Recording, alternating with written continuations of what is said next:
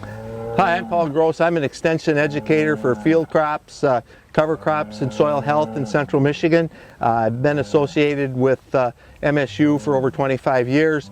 Last 10 years really focusing on cover crops and soil health and how to improve our soils, make them more resilient. We're standing out here on a pasture, and grazing systems are one way that we can really improve our soil health, improve productivity, improve the economics of livestock. And I think when we think about soil health and we think about the principles of soil health is we have living roots growing in the soil 365 days a year. And I think that's important to capture the sunlight through photosynthesis, and those sugars that are produced through photosynthesis are exudated out to those soil microbes through the roots, because you've got livestock below the ground. As you can see, we got livestock above the ground. So we have to feed both of them all year long.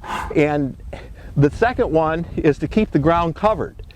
The second principle, keeping the ground covered. When you look at a grazing system, you look at this particular field, when we got the heavy pasture grasses and legumes along with a good stocking rate, you know, we can keep the ground covered by how we manage our grazing. If we just kind of strip graze it off and take everything off the top, you know, we do have open bare soil if you overgraze this. And by having good growth, by having cattle that, you know, you're not going to graze all of this. John, the owner here, how often do you move these? What's your stocking rate in terms of taking off when you put this herd into? Sure, it's not a super high density most times. I think there's a place for that, but in general, we're moving every day, and often 2 or 3 times a day. You know, for a herd this size right now, there's close to 170 animals with all the calves that have been born this year, 53 calves. You know, I'll give them probably at this time of year 5 to 10 acres a day. Okay. We're kind of getting our report card right now, being in the middle of September. Things that are, you know, kind of stalled out during the dry part of the year. We're seeing how good they're coming back or not coming back.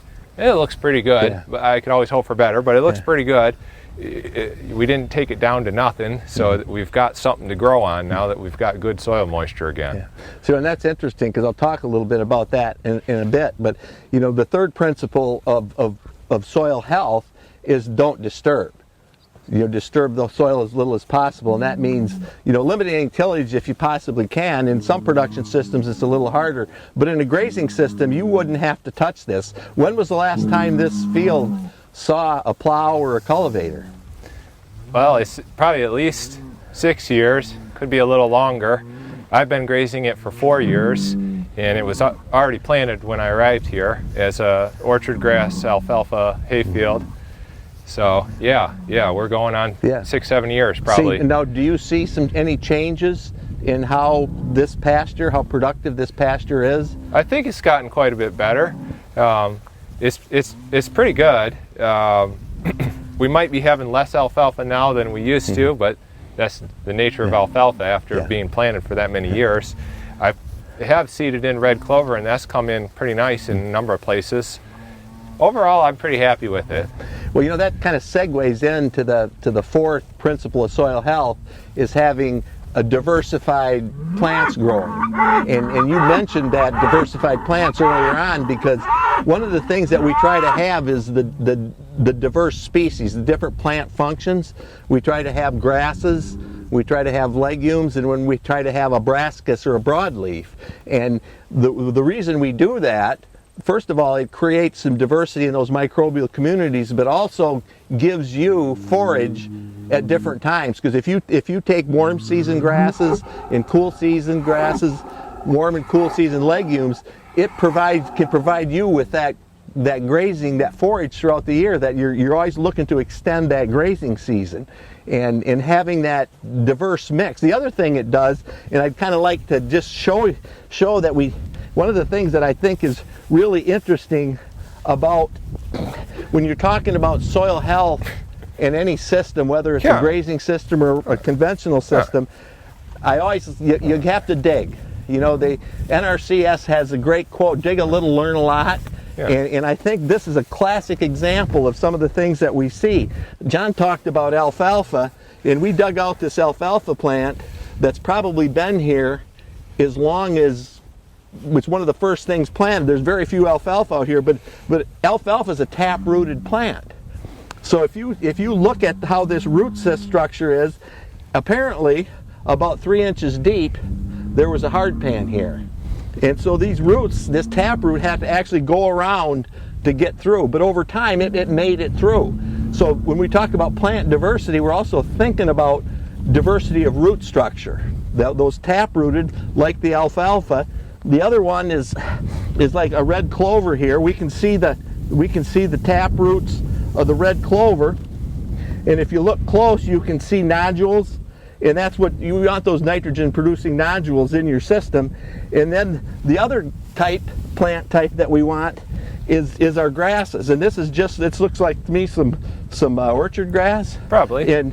But look at what I like to look at and why I think grass is so great for soil health and building soil health. Look at the fibrous root system on this grass. And when you start looking at this fibrous root system, you know, just think of the biomass that you're putting into the soil, how you're building up that organic matter, how you're putting that carbon back in. And when you see the fibrous roots, and this is the reason why we have the live roots, is for that rhizosphere effect, which I think is an important effect. And you can see, like even on these sands, when you look down with photosynthesis happening here, and the sugars going down here, and these small roots are exchanging those sugars for nutrients with those microbes, you start getting those soil glues, and you start building that aggregation.